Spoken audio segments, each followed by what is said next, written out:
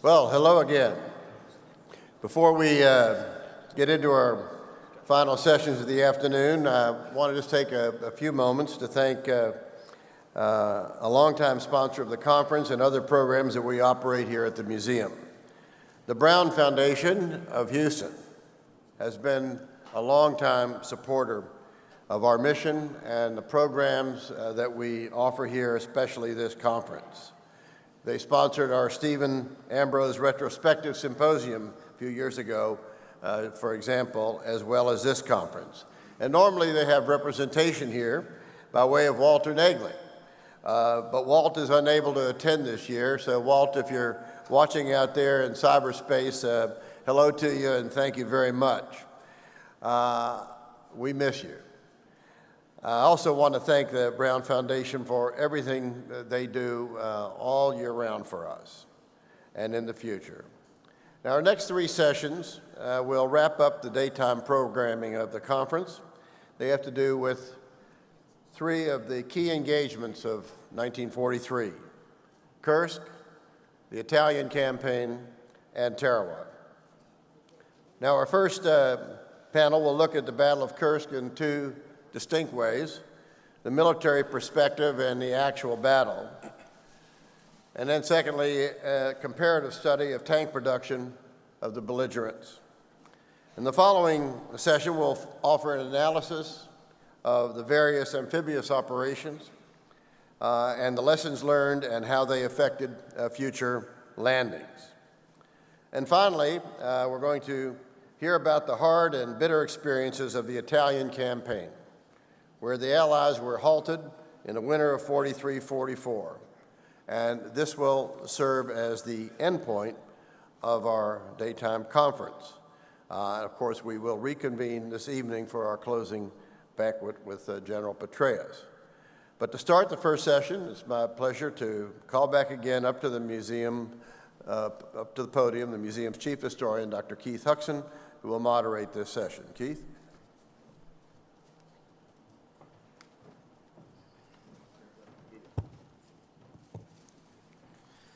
Thank you, Dr. Mueller. It really is a pleasure to be moderating this next session, not only because I'm a big fan of both of our two panelists for their writing and their speaking skills, but also because I had the honor of leading the museum's first ever tour to Russia last August. Visiting the battle sites of Moscow, Stalingrad, and Leningrad, I became intrigued about the missing site, Kursk, the great tank battle that was fought 70 years ago this past July. While Patton and Monty were racing to Messina, the Russians were crushing the Germans' armored offensive. With us to look at two distinct aspects of this from an operational and technological approach are two people familiar to those of you who came to the conference last year and the year before. First, discussing the actual battle is Dr. Rob Citino. Rob is with the University of North Texas, but is currently up in Carlisle, Pennsylvania at the U.S. Army War College.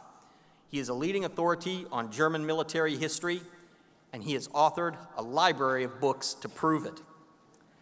John Parshall, who will discuss an important and overlooked aspect of tank warfare, namely tank production, is a leading expert on the Imperial Japanese Navy.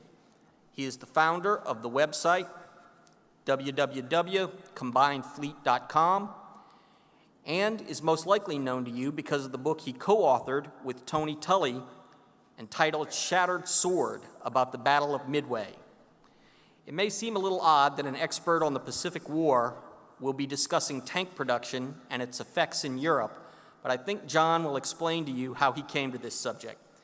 But first, please help me welcome Dr. Rob Citino.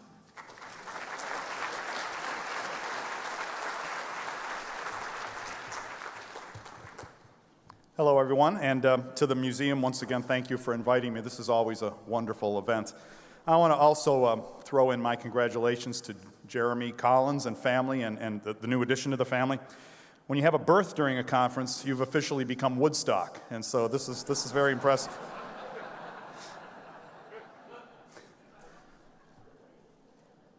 So I'd like to start, I guess, in the wake of the Battle of Stalingrad and the disaster that that represented to the Germans.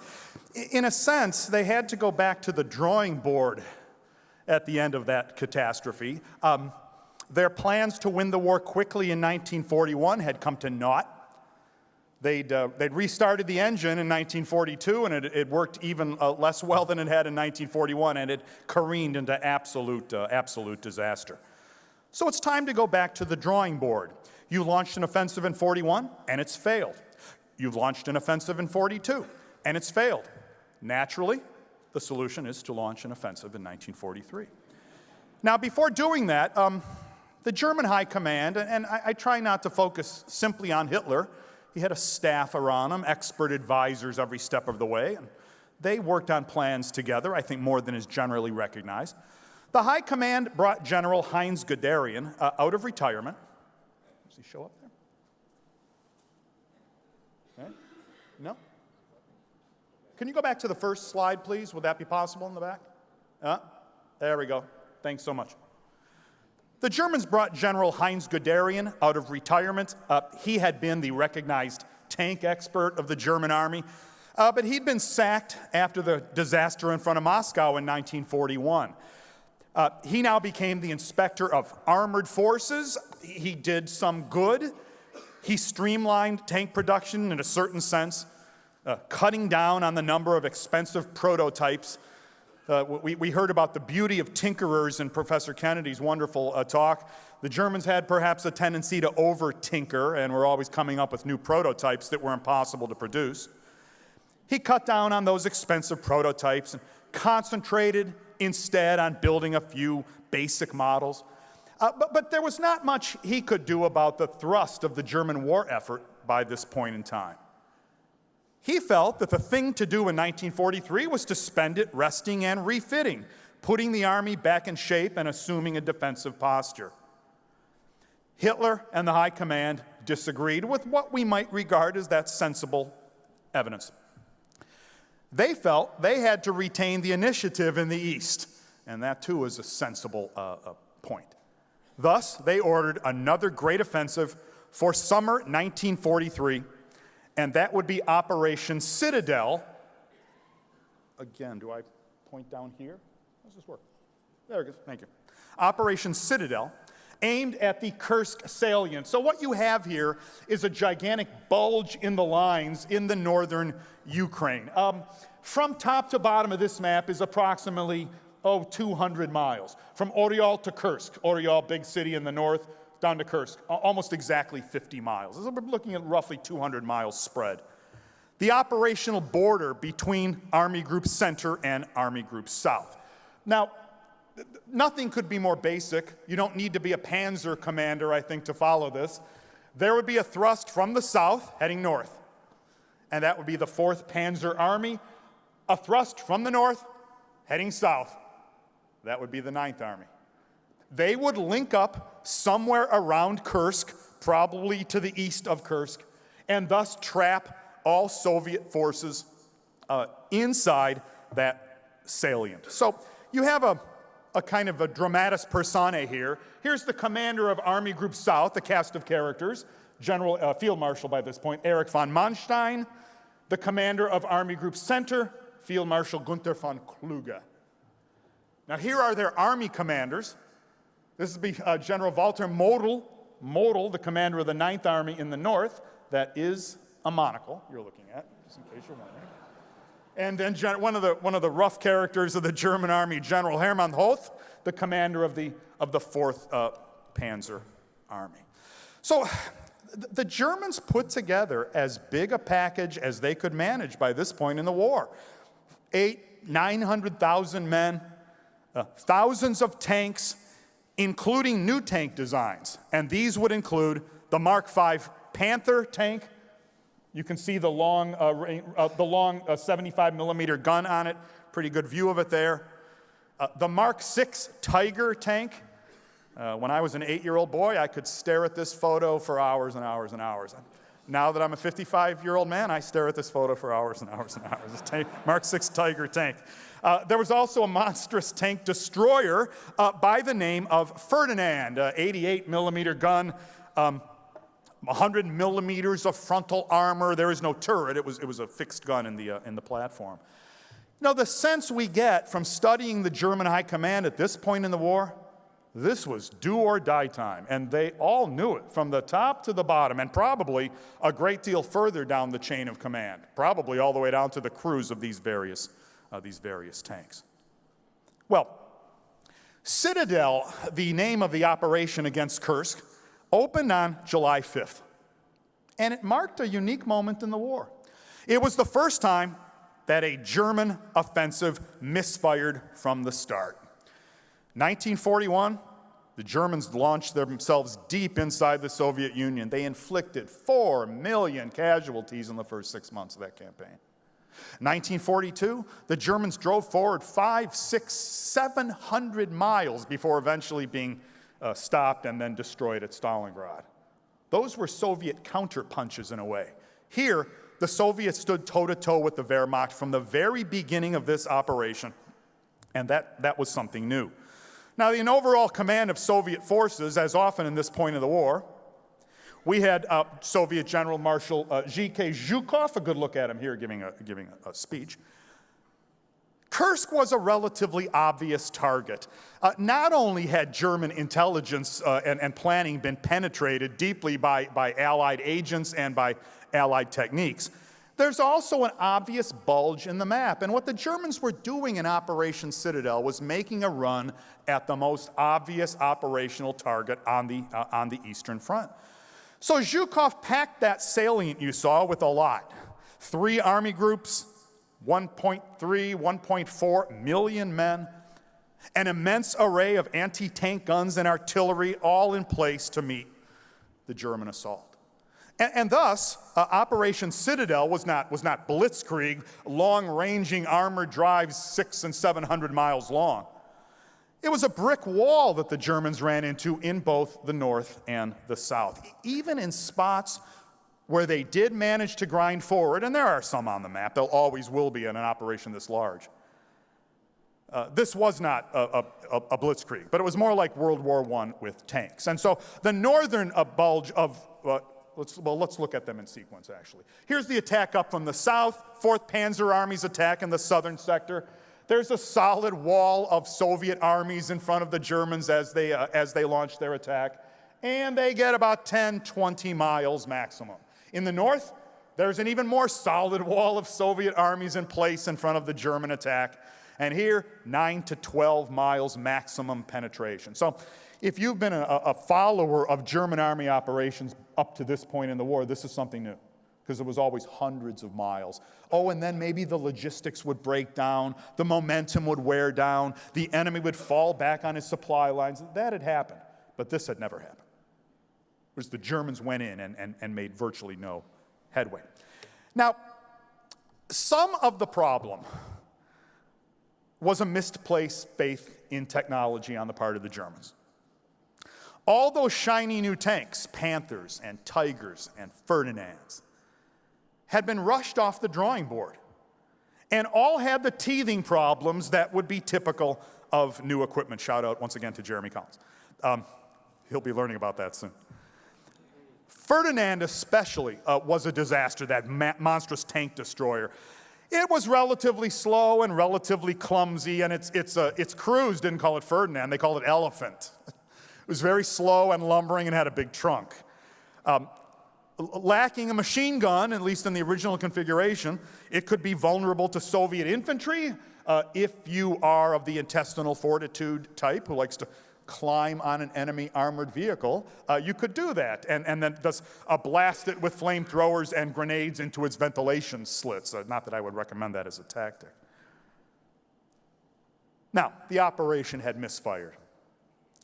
But despite the operational misfire, the fighting was savage, some of the most savage of the war. I first encountered Kursk as a boy once again when I saw the phrase, the greatest tank battle in history. And I was, once again, sold. That's the one I wanted to read about, and many of my friends and I were aficionados of this sort of thing, discussed Kursk for hours and hours. Probably 7,000 tanks if you combine the tank fleets on both sides. Now, that's not all to say they were in the same room at the same time, but nevertheless, in the operational theater, probably something around the order of 7,000 tanks. By the way, whether that does mean it's the greatest tank battle of all time, we could have a discussion over a drink or three. The Arabs and Israelis fought a war in 1973, which may qualify as the greatest tank battle in history. Again, a lot of it depends on how you count. But certainly Kursk is up there in the top 10, whatever that means. Now, the climax of the Battle of Kursk came in the southern district, the southern front, at Prokhorovka. And let's have a look at it here. So here are the Germans, the SS Panzer Corps, 2nd SS Panzer Corps under General Paul Hauser, hurtling northeast, and here's the 5th Guards Tank Army sent to stop them, hurtling southwest, and roughly the spearheads of those two massive forces met near the village of Prokhorovka, which you can see on the map. It's an interesting battle. It was channelized, or canalized, if you will. There's a railroad embankment and an elevated road, and so the battle is split up essentially into 3 independent armored clashes. Early on the foggy morning of 12th July, these two forces careened into one another. Whether they were elite forces on both sides is tough to say. They were experienced tank crews on both sides, battling it out all day long. Again, a thick fog in the morning that then burnt off into a murderously hot day. The fight took place at what we regard as anomalously short ranges, often point-blank range for tank fire. Now, we even read that tanks at Kursk rammed one another in the fight at Prokhorovka. I'm going to say that again. Tanks at Kursk rammed one another. As you may know, that's not why they're not built to do that. You're given a big gun precisely for the reason of not ramming your adversary. You're supposed to shoot them up at 2,000 yards or 1,000 yards, maybe even longer.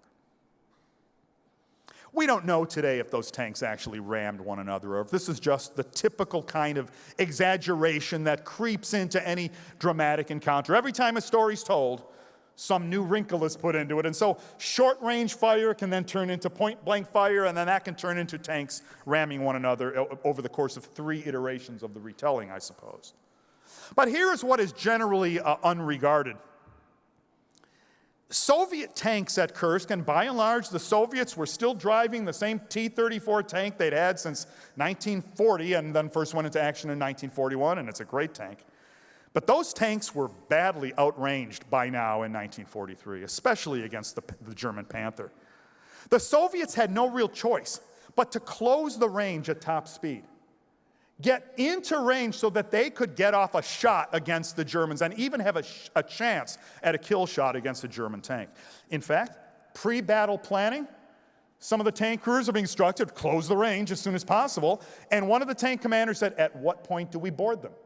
Right? So we'll get up close, we'll put the grappling hook down and lay down the plank and then cross over to the next tank. But quite literally, the Soviets had no choice but to close the range at Kursk. And so you do have at Prokhorovka especially a battle fought at anomalously minimal ranges. Now, in the course of the fight at Prokhorovka, the Germans essentially shot up the Soviets. We often read of carnage on both sides, and I guess all battle involves some forms of carnage. But in terms of numbers, this was certainly no death ride for the Germans. They inflicted massive casualties on inferior Soviet armor at Kursk. It hadn't always been that way on the Eastern Front. But I'll also say this. Their German own meager forward momentum had been stopped for another day or two. And it was now clear that there was not going to be any quick breakthrough at Kursk. The Soviets seemed to have an inexhaustible supply, not of men, not of tanks, but of fresh formations of men and tanks that could be inserted into the path of the German advance. What really killed Operation Citadel, however, was not what happened at Prokhorovka. And again, I could go on in more detail about that. Happy to answer any questions. Dramatis personae, again, or cast of characters. There's General Paul Hauser, the sinister, one-eyed commander of the 2nd SS Panzer Corps. That would be him on the left. And there's General Pavel Rotmistrov on the left, the commander of the 5th Guards Tank Army, who was responsible in the course of a day at Prokhorovka for literally the destruction of his own command, but I think can be credited with erasing German momentum. What really killed Operation Citadel was the strategic balance of this war. The very same moment that Hauser and his SS troopers were rolling onto their day of fate at Prokhorovka, the Mediterranean front exploded. The Anglo-Allied landing on Sicily, Operation Husky, and there it is as it was planned, not quite as it happened, not only rocked the Mussolini regime to its foundations, it would eventually overthrow Mussolini. It therefore presented the German high command with a second crisis at the very moment that Kursk was heading toward its climax. It's very easy to say that you hear a lecture on Kursk and a lecture on Sicily. They seem separate. It seems as if you're reading about two separate eras. But you can put yourself into Hitler's headquarters at Rostenburg in East Prussia. And messages are coming in the morning. Big tank clash at Prokhorovka. The Allies are making progress on Sicily. And more about Prokhorovka and more about Sicily. It's enough to make you want to go back to bed. And that there's a kind of paralysis in the German high command at this moment in which there's just not much they can do. Not enough men, not enough hours in the day, not enough divisions to respond. So a second crisis on top. The first crisis by definition is tough to handle. Two at once, more difficult to handle. But now a third crisis erupted at virtually the same moment. Up to now, the northern face of the Kursk salient had been quiet. The initial German drive had failed to break through, had stalled, in fact, and a stalemate had descended on this northern sector of the Kursk front. Losses had been clearly heavy on both sides. The Soviet defenses had been tough, both man-made defenses, fortifications, and several ridge lines which blocked the German approach. Losses had been massive on both sides. But the Germans could at least congratulate themselves at having this sector under control. But there are moments, especially when you're fighting the Soviet Union in 1941, 42, or 43, when you just look at your situation map and you say, oh my God. And so this is what happened to the Germans on the morning of July 12th. Now, I'd like to run that one back again, please. Can we have the previous slide? Because I show this to undergraduates, and I get a much better response. No, just kidding. Oh my God. Thank you, John. Thank you, John. This is why John's up. We practice this moment. So this is Operation Oh My God. No, it's not Operation OMG. It's Operation Kutuzov, which is the Soviet counterblow in the north against the town of Oryol. Now think about this. The Germans had just sent out their best shot, and it had almost no impact whatsoever. All the while, they had been planning and scheduling and canceling and replanning Kursk, which had gone on for months. The Soviets had been planning this blow against the Oryol salient in the north. And suddenly, German formations in the north, far from being in a quiet or stable sector, were literally scrambling for their lives. That day, Hitler decided to call off Operation Citadel. It had been, by any reckoning, a kind of disaster. It had inflicted about 500,000 casualties on the German forces engaged. Somewhat higher casualties on the Soviets, but I hope you realize that's a net loss for the Germans. The Germans cannot trade casualties with the Red Army by this or any other point in the war. They have to win battles and campaigns substantially cheaper. But about 500,000 casualties on the German forces engaged. There had been 70 divisions or so on the German side engaged. And about 30 of those, I would say, had been chewed up. They were not ready for further action at any point in the near future. And I think this brings me to my concluding point. There has been a lot of ink spilled, I've even spilled a little bit of it over in the course of my career, asking what the Germans could have done at Kursk to have a better outcome.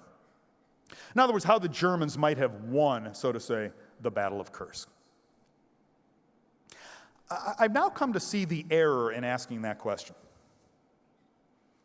Arguing how the Germans might have triumphed at Kursk, I think misses a point. By 1943, what the Germans were doing or planning to do had receded in importance considerably. It was what the Allies were able to do that counted, and what the Allies were able to do by now was multiple and simultaneous offensives 2,000 miles apart, which is Kursk and Sicily, roughly 2,000 miles. Google Maps tells me so. Now, I don't know if Kursk was the turning point of World War II. It's a fraught and difficult term. World War II was a big conflict. It covered the earth like a Sherwin-Williams advertisement. And trying to decide what discrete moment turned it around, I think can be somewhat of a fool's errand. So I don't know if Kursk was the turning point of World War II. But it clearly marked the point when the German Wehrmacht lost the initiative in this war. Thanks so much.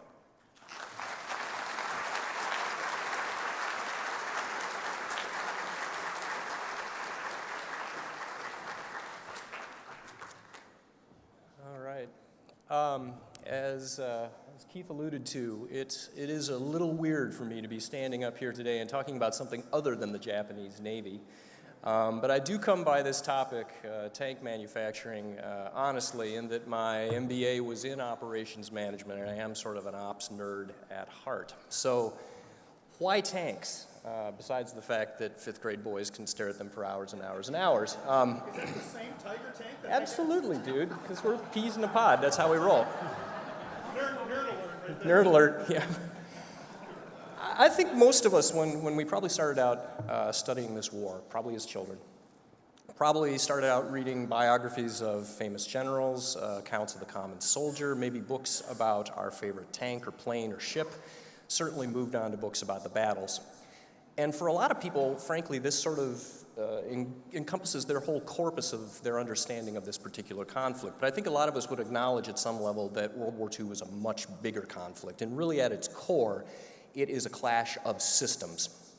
And so if you look at the level of the battlefield, for instance, we have a clash between systems of doctrine, command and control, military intelligence. And as we start working our way up through the apparatus of the state, we start running into things like competing systems of national mobilization, logistics, wartime finance, research and development, and of course, competing systems of production. And this battle of the factories is incredibly important because it underlies a number of these other systems that we find interesting. So the reason I find tanks to be interesting is because they offer us useful analogs for understanding these larger systems. And that is to say, if we can understand how the Germans or the Russians approach the manufacture of tanks, we can understand how they approach their larger production wars as a whole and approach things like aircraft manufacture, artillery, even ships to a certain extent. So that's what I want to look at for the next 25 minutes or so.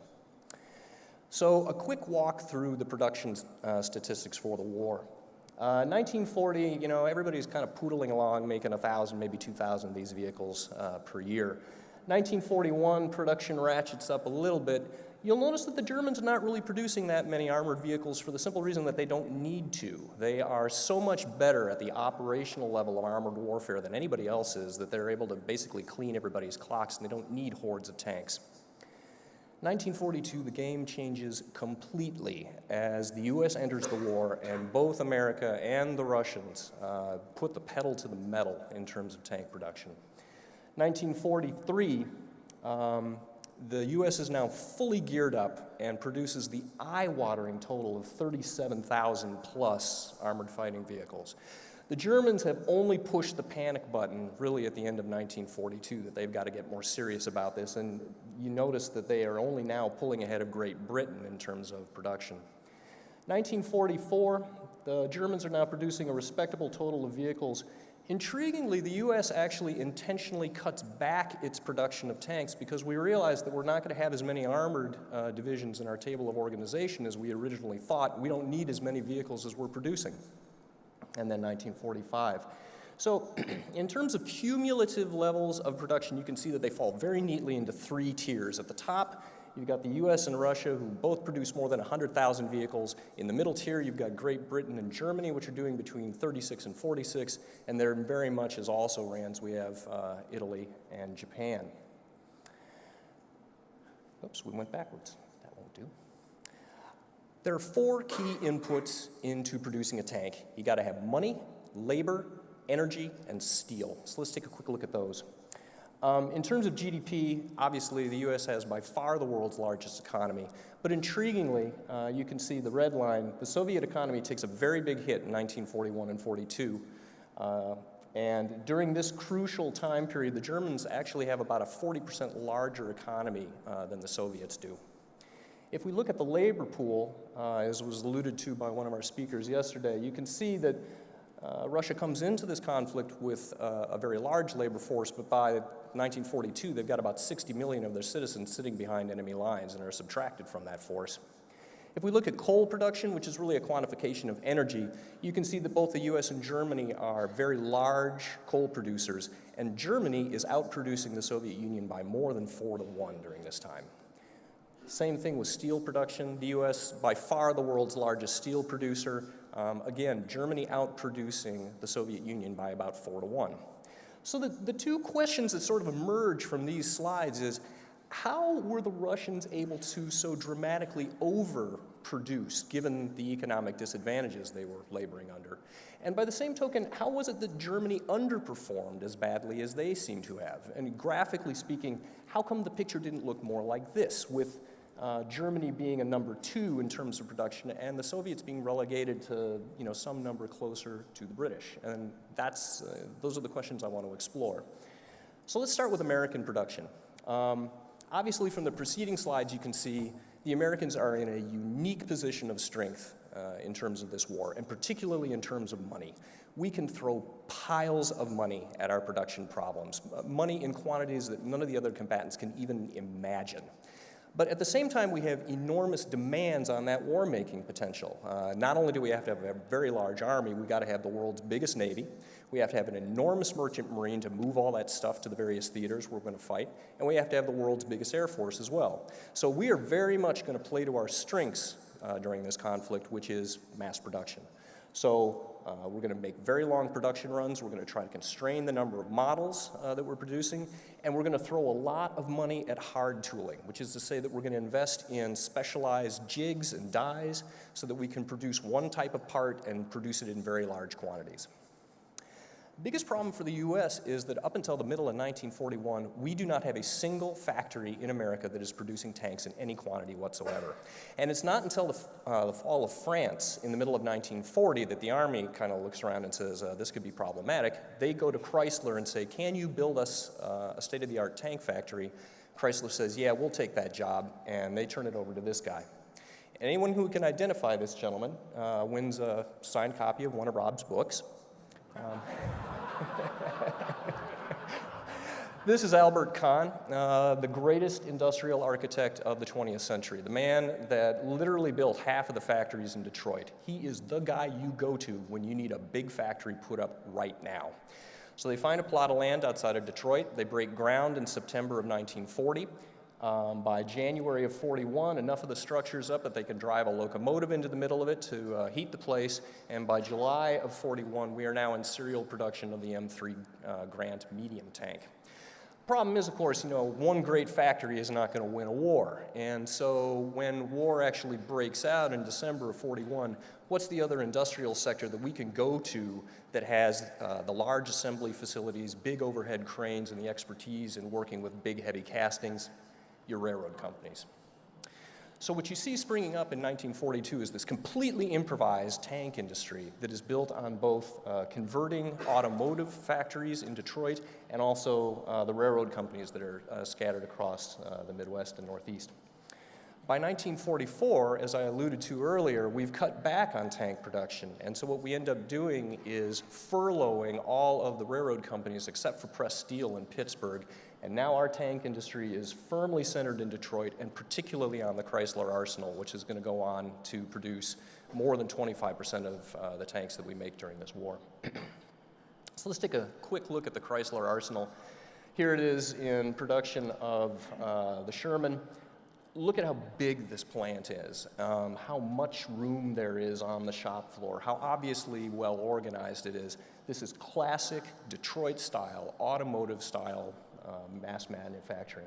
This is one of the machine shops, machine tools as far as the eye can see. This is without question the most modern tank factory on the planet. So now let's take a quick look at the Russians. The Russians actually come into the war with the advantage of having an established tank industry, and this diagram shows not only assembly plants but also gun and armor factories as well. But you can see they have a pretty extensive network of factories that are devoted to tank manufacture. And the Russians had actually been very clever before the war. They had made sure that all of their civilian tractor factories were capable of being converted to tank production in case they got into a war.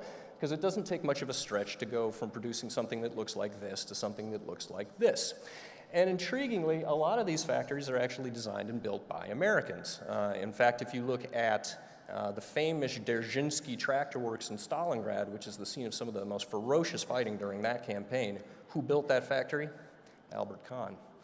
Because work was really tough to come by in Detroit during the Great Depression, but the Russians were going great guns. And so Kahn and his firm came over and built hundreds of different factories across the Soviet Union.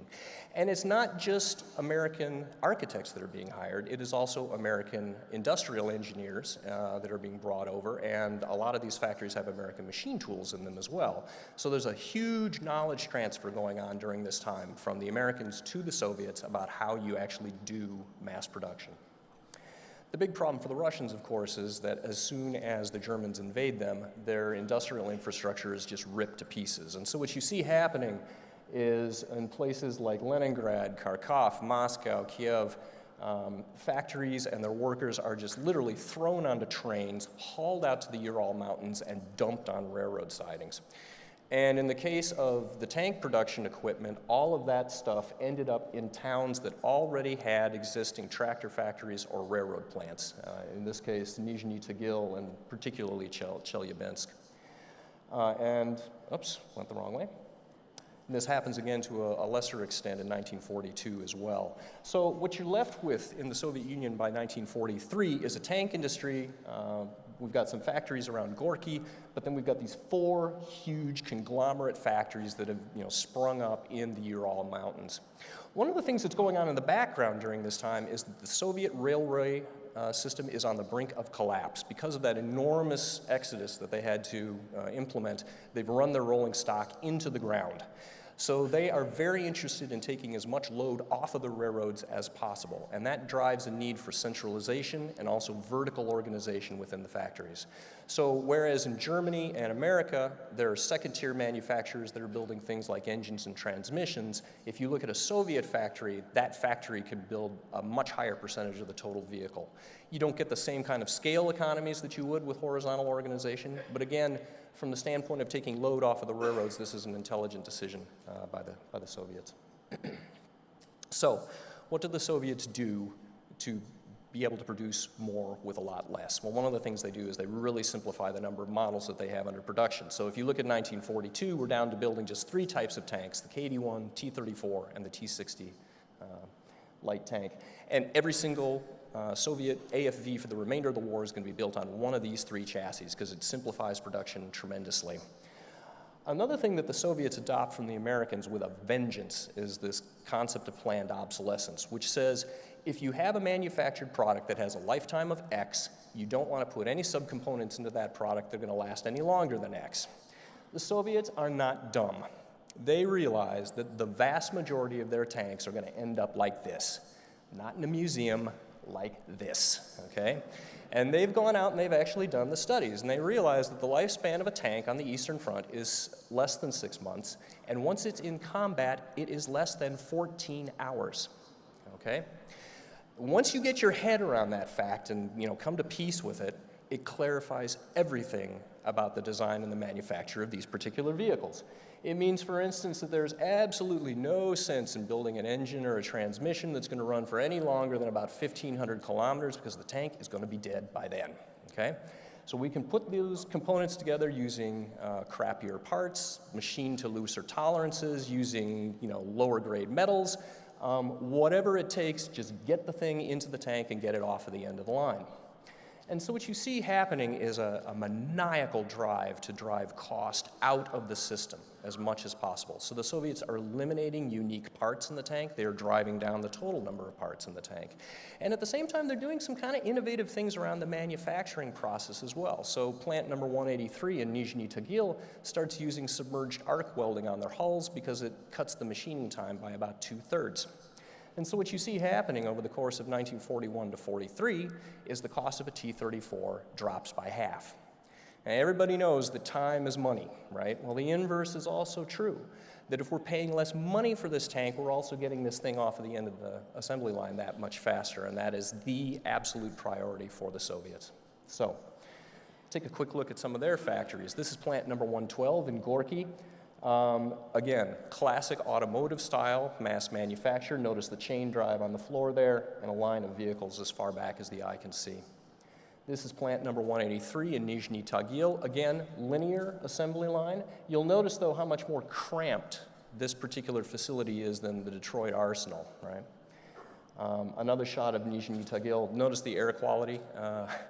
These are dirty, dangerous, nasty places to work. They do not come up to OSHA standards, but they absolutely pour out the tanks. Nizhny Tagil produces 5,600 T-34s in 1942 alone. So now on to German production. And here is a map of the 7 major factories in the Reich. We're going to be talking about the Henschel facility here in just a little bit. German priorities were completely different than the Americans and the Russians. The specifications for their vehicles were driven by the Wehrmacht, and the Wehrmacht wanted a very high-quality product. That meant that there was going to be a lot of models and a lot of tinkering, as you alluded to.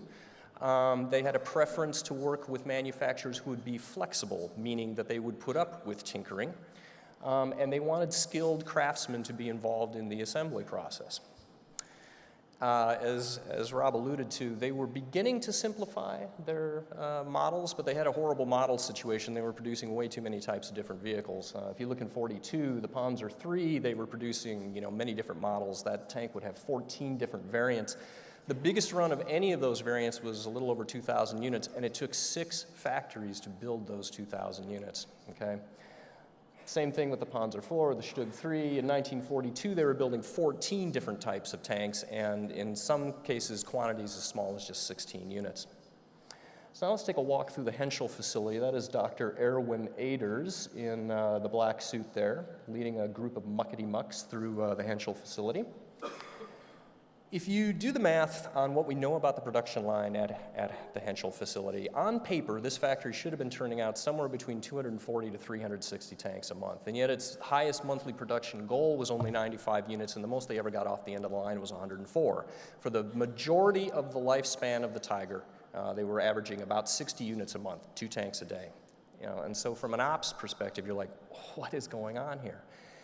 Well, in a nutshell, this thing is just a nightmare to put together. It's a great combat vehicle, but it's horrible from a production standpoint. I went through one of the Tiger reference Bibles last month and just started counting things up and came up with a list of about 250 different modifications that were made to this vehicle in the course of its 2-year, 1,300-some unit run. And think about what that means. It means, on average, the tank that has just driven off the end of the line is somewhat different from the one that is just 6 units behind it on the line. And the Castle facility is dealing with, 1 or 2 or 3 design modifications every single week. And they're not managing these modifications in blocks or phases. It's a constant piddly stream of onesie-twosie things coming down from on high. So, from a production engineering standpoint, these things might as well have been, hand-forged by dwarven smiths in the mines of Moria. It's just a crazy way to make combat vehicles. And frankly, a lot of the modifications that were being put in were for things that were fairly marginal to the combat value of the tank as a whole. There are also other things going on the shop floor, and I'd like to take a look at some of those.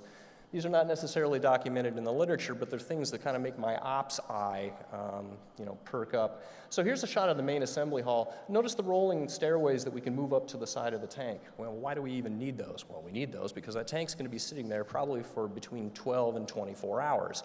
This is not an automotive style mass manufacturing line. This is what we would refer to as a stand-based or station-based assembly process, which is typically associated with things that are relatively high ticket price and have a lot of variability in them, like yachts and aircraft. If you went out to the Boeing factory in Seattle and took the tour there, you'd see a lot of that kind of stuff. And maybe that makes sense because the Germans are paying more for this tank than we were paying for a B-24 heavy bomber. I love this picture.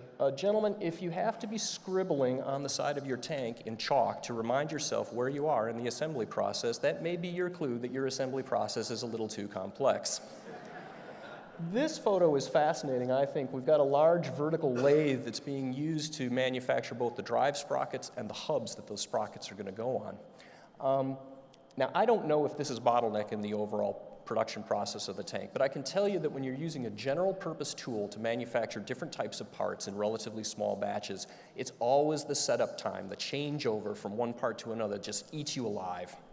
And this is an example of a lack of dedicated hard tooling in this particular factory, and we know that from the numbers as well. The Henschel facility had about 1,000 machine tools in it.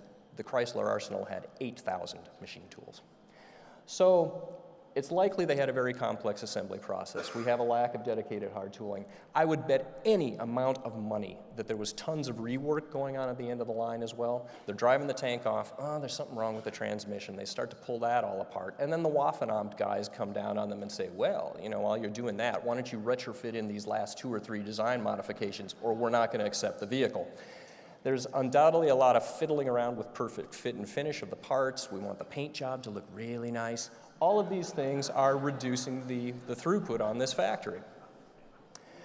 So if we take a look at the summary costs and take these with a very large grain of salt, because first of all, getting hard cost data for these vehicles is very, very difficult. And second, both the ruble and the Reichsmark are funny money and not really freely convertible currencies.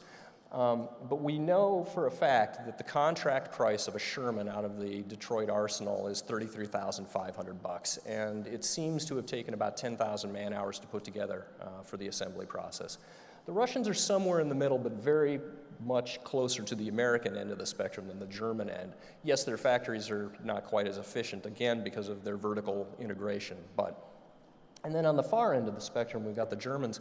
If you take a look at the official Tiger Tank Maintenance Bible, they practically brag in that book that this tank represents 300,000 man-hours to put together at a cost of 800,000 Reichsmarks, which is about $320,000. Wow.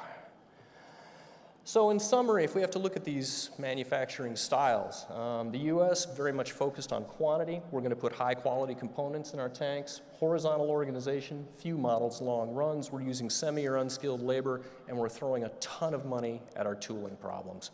The Russians are also focused on quantity, but they're putting low-quality components in their vehicles, vertical organization, few models, long runs, semi or unskilled labor, and just a maniacal focus on getting cost out of the tank. The Germans are focused on quality. They're putting high-quality components in there. They are horizontally organized, many models, short runs, highly skilled labor being used, and the specifications for these vehicles are being driven by the military.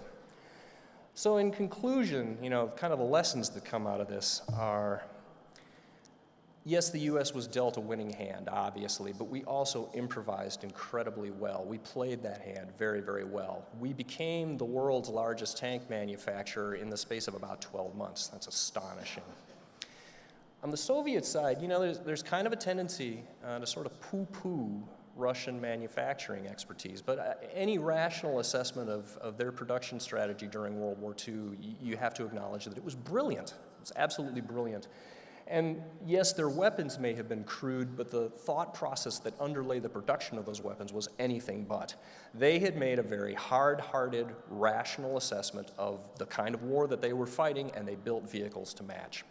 The Germans, on the other hand, did not manage to play their hand very well at all. They failed to overcome their institutional and, frankly, cultural prejudices against mass manufacturing until it was way too late to get back in the game.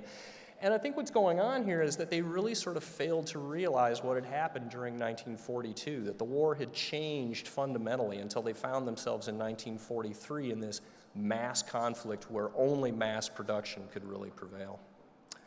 And with that, I thank you very much.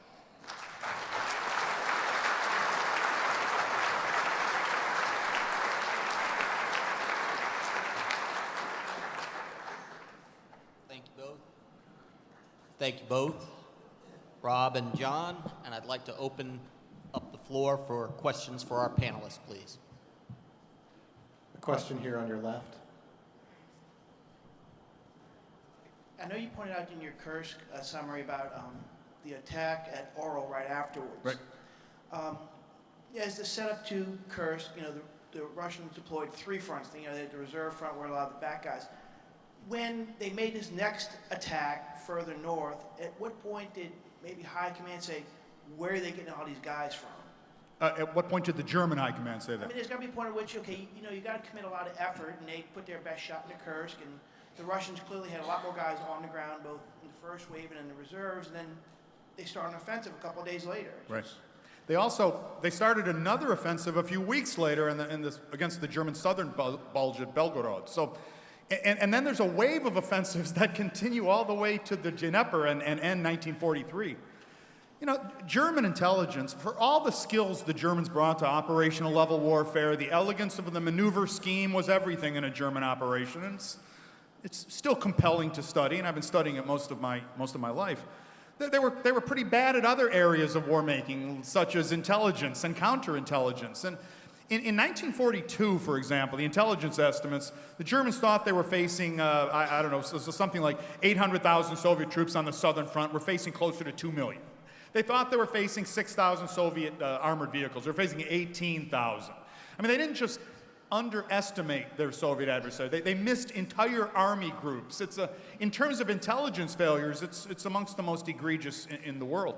Counterintelligence, that is the ability to protect your own secrets, was simply hideous. The Soviet Lucy spy ring, the Zorga spy ring out of Tokyo, the Enigma machine being compromised. So, there's a war going on in terms of intelligence and counterintelligence. And the last time the Germans had this feeling was in November of 1942, when they thought they had fought the Soviets at least to a standstill in Stalingrad, and then there were enormous offensive by army groups both to the north and south of Stalingrad.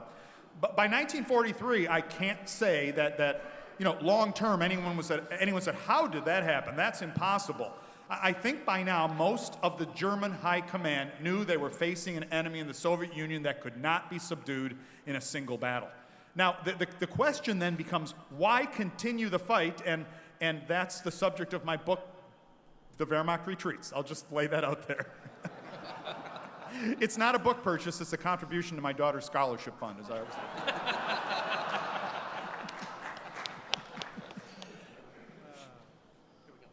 Right there, and we have Here on your left. Rob, you'd mentioned that Guderian was interested in going on the defensive or felt that they needed to refit and play a defensive role in 43. right.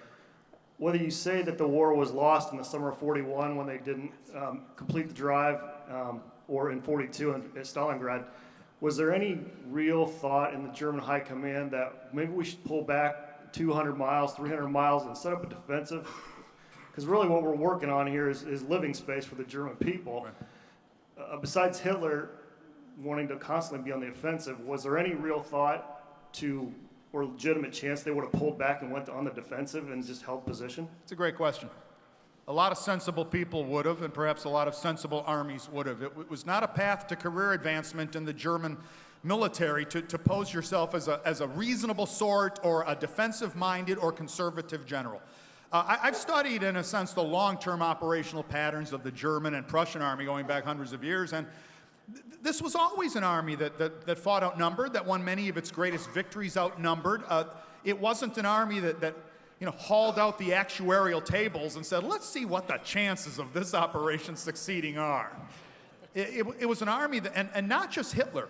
It was an army, an officer corps in which the notion of will was paramount, no matter what the situation looked like.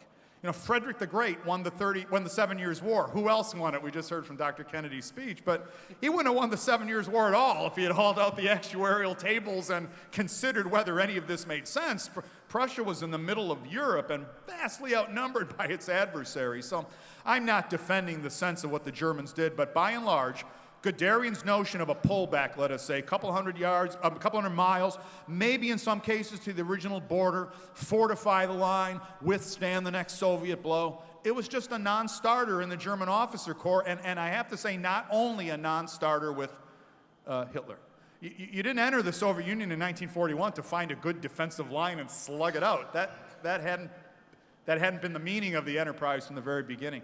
So we're here, I think, talking about the area in which sensible military or operational methods depart radically from how the Germans were perceiving their role in the war. The question here in the center. I was a young engineer in a convoy of 26 ships leaving Philly, and we had deck cargo of tanks for Russia, through the Mediterranean, up through to the Persian Gulf. And I'm wondering number one, if you have any idea, how many tanks, U.S.-made tanks, did we supply to the Russians, and how they performed? What was the horsepower of those tanks, by the way?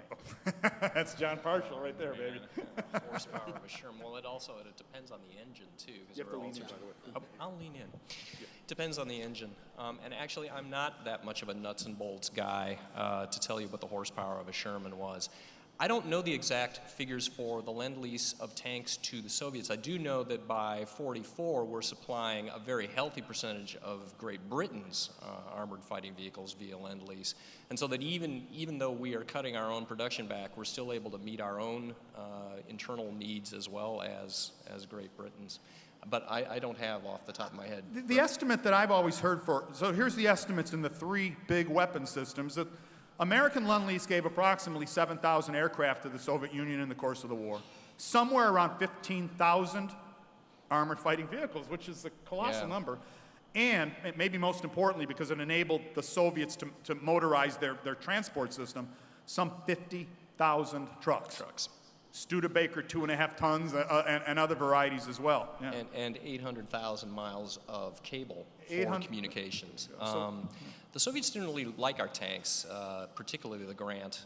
They thought it was way too high a profile, and they were absolutely right. They tended to use our vehicles. They liked them for training purposes because our engines ran for a really long time, whereas theirs would not. But as much as possible, they disinclined to use them on the front. So. For what this is worth, you see very few photos of American-made tanks in action on the part of the Red Army. Yeah. Now, that could be a propaganda decision not to take those photos, but by and large, I think John is right. These were essentially seen as training models.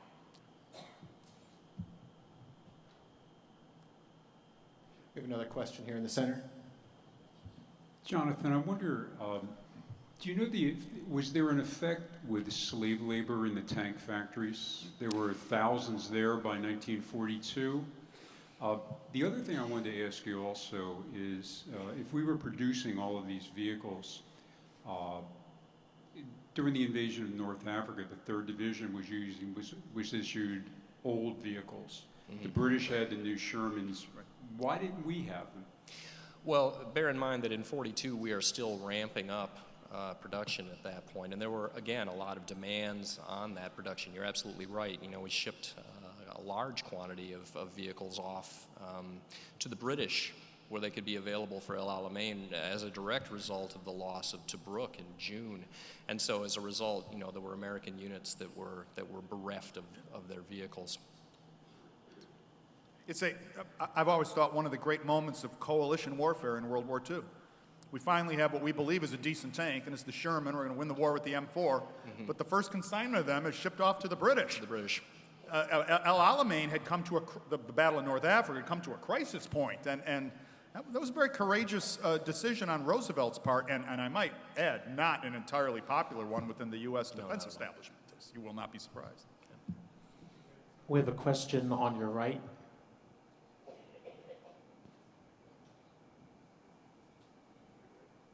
Bob, just moved to Carlisle. I'll definitely be looking you up. I collect and staring restore. at a bright light right now, man. Sorry, that's all right. I restore old military vehicles in World War II, armored vehicles particularly. Jonathan, question for you. Can you address spare parts production? You know, it's one thing to build it, but now it's another thing to keep it in action. Thank you. Right. Well, and that, frankly, is one of the aspects of our tank production program that sort of gets overlooked. I mean, a lot of people look at the German tanks and they're like, well, yeah, but, you know, the Tiger killed 10 for 1, and, you know, it's a great vehicle. But there are a lot of other indices of effectiveness of an armored fighting vehicle, and one of them is, you know, how maintainable is this thing, and do you have spare parts for it?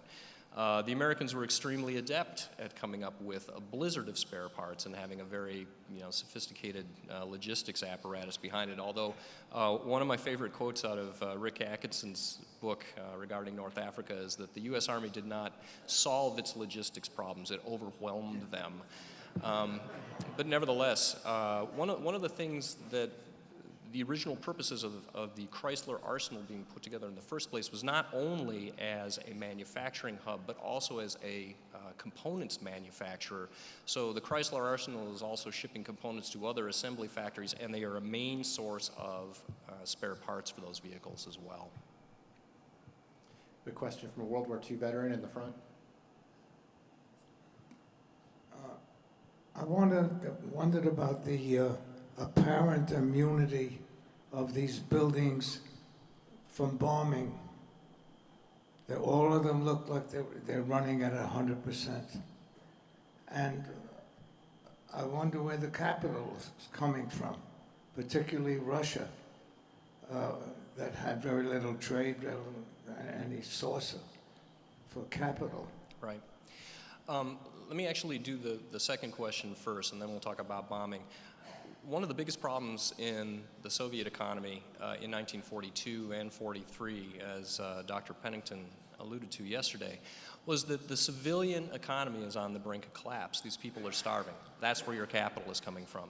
If you look through the figures for domestic consumption during that time period, it absolutely goes in the toilet. And so the money that they are saving there is what's going into, you know, producing these tanks. And frankly, one of the nice things for them beginning in 1943 is the fact that we've now dropped the price of our T-34 by half means that now we got a little money left over to, you know, start putting some stuff back into the civilian economy as well. So that's sort of a bonus for them. In terms of bombing, you know, the Castle facility was bombed on a couple of occasions, and if you look at its overall production history, you see a lot of this kind of stuff happening as a result of the bombing. They were not immune to the bombing offensive at all. It badly disrupted their production on a couple of occasions. We have a question here in the front again. Jonathan, could you comment on the development of the M26, a tank that finally was a match for the Germans? The trouble is that they only really came into force when we're going towards the Rhine at Remagen. And my understanding, some historians claim it was Leslie McNair, who's a former artillery guy, who thought, well, we don't really need heavy tanks. It's really going to be the anti-tank destroyer. Any comments or thoughts about that? That you just pretty much nailed it in a nutshell. Yeah, McNair had a belief that tanks should not be fighting tanks. We should be destroying enemy tanks with anti-tank weapons and tank destroyers, gun carriers. And obviously that ran headfirst into reality, and that was very problematic. Something that kind of gets lost is that during 1942, the Sherman was actually a perfectly credible armored fighting vehicle, and it gets sort of a bad rap because it hasn't kept up with the Joneses by 1943 and 44. But back to the M26, yeah, how do we get a vehicle that's got a 90-millimeter gun in it? McNair certainly stalled that portion of the equation. It took longer to get that tank into production than it might have otherwise. We're also constrained, though, by the need to, haul these things to the other side of an ocean. And it's a lot easier to ship a 30-ton tank than it is to ship 45-ton tank over there. So there were certainly constraints being placed by the logistical guys to say, I don't know that we necessarily want to be shipping this thing around. We have a question in the rear on the left. I have read over the years that the German offensive at Kursk had been delayed in an effort to get additional tanks to the battlefield. Was that just a desire to get the best and newest models to the battlefield, or was there an inventory or other available models that could have been used earlier? And if so, would it have made any difference? All good questions. Planning for Kursk began in early 1943, so the 42-43 operational sequence had ended post-Stalingrad with the Germans essentially on the same line that they had been at before they began the Stalingrad offensive. The thought was to launch an offensive towards the Kursk salient, to keep the initiative in German hands and to make sure that things were still going in favor of the Wehrmacht on the front. Now, the only way to guarantee that was because the shock of the T-34 was still reverberating through the German command. It was a superior tank to most things the Germans were throwing at it, was that they would launch an offensive with these new tanks as soon as they came up to the front. Now, of course, that would also allow all kinds of other preparations. The Germans had just fought themselves silly and to a standstill through 42 and 43. Exhaustion on all levels, men and officers, a logistical pipeline almost completely empty. And so taking time would give a better blow, right? It would wind up with you'd wind up with a bigger initial blow against the Soviets. Now, I don't have to tell a room full of World War II aficionados the problem with that. Waiting months and months and months allows the Soviets to also increase the strength of their defenses and the potentialities of their own counterblow. And this was a problem again and again and again throughout the spring and early summer of 1943. Operation Citadel would be planned, and then someone, often Hitler, but not always Hitler, would get cold feet. It would be canceled. It would be rescheduled. It would be canceled again and rescheduled a third time until we finally got to July. You may know this quote, and it seems to be true, not apocryphal at all, that Hitler said, "When I think about launching Operation Citadel, my stomach turns over." He had a sense, perhaps, that the Wehrmacht had to wait in order to strike a heavy initial blow, but that the longer the Wehrmacht waited, the chances of victory in Operation Citadel diminished. It's just a classic, I don't know, a cyclical problem without a solution. I really do try to speak against the notion that there's always a good solution to an operational problem. Some operational problems have no solution.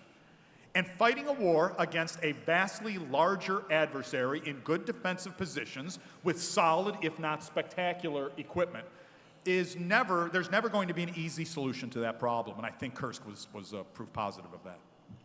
Last question from another Brother Martin High School student. Great. Mr. Parshall, you made a reference to the Soviet railroad system collapsing after the Germans had invaded, and you also said that the Soviets were using equipment for the T-34 and the rest of their tanks that was not going to get the tank that far. It was going to eventually wear down or something like that. So how was the movement of tanks affected from the factory to the front line without a railroad system that was doing well, or without tanks that could travel a long distance? Right, good question. This is not to say that they weren't using their railroads, but what they were trying to do was use the railroads from a production standpoint. We want to be using that to haul raw materials to the factory, and I'd like to be using my railroads to take finished products wherever they need to go. So I'm cutting out the movement portions that involve second-tier manufacturers, and I'm concentrating those right inside the factory. The Soviets actually had done some pretty innovative things around their railroads. Even during the build-up to Stalingrad, they're laying railroad tracks right to the front where they need them to be. So it's not as if their railroad system is inoperable, but they are very, very concerned that they not run any more tonnage over that system than they absolutely had to. Closing thought, Rob? Well, the closing thought I would give is this year we're talking about 1943, and this was not a happy year for any of the combatants. Mm-hmm. The Germans were clearly things that turned against them. The Allies, both Western Allies and the Soviets, seemed to have a sense of momentum and initiative on their side. They were a long way from where they wanted to be as well. And in that sense, I think 1943 was the most difficult year of the war for all the combatants. Let's have a hand for our panelists, please.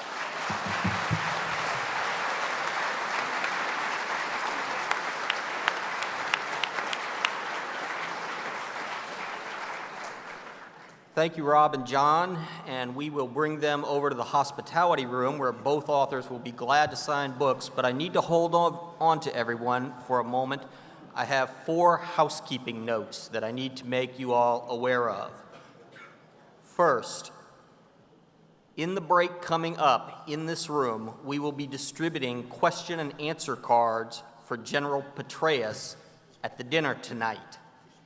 We would like you all to write your questions down, and then in the next break, between 4:25 and 4:50 this afternoon, there will be a wicker basket on the registration desk. Please drop your questions for General Petraeus in that wicker basket on the registration desk. We will pick it up at 4:50, and that will be your last opportunity for that. For the closing banquet, point 2, the banquet shuttles will go from 6 to 7 p.m.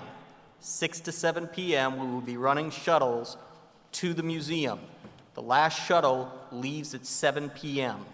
Please make sure to get to that shuttle before 7. Point 3, for those of you who have purchased Max Boot's books, that's words, books by Max Boot, and you would like Max to sign your books, and you are having it shipped, please go over and take your books out, just Max's books, out of the boxes that you're going to have them shipped in the room next door, and bring them with you to the banquet tonight. Would you repeat that? Rob, let's go have a drink. Then I'll get it right. But last point, and this is for many of you who are not only driving, but also leaving for the airport tomorrow. I-10, the Interstate 10, will be closed from 2 a.m. to 10 a.m. tomorrow morning, 2 a.m. to 10 a.m. There are alternate routes to the airport, namely Airline Highway, Earhart Expressway. For those of you who are flying, I don't think that your taxi cab drivers will have any problems with this, but we wanted to make you aware of this, that there will be construction on the interstate, so you might want to plan around that. I would suggest, just to be very safe, plan on leaving an hour ahead of when you might normally leave for the airport. Give yourself a cushion in there.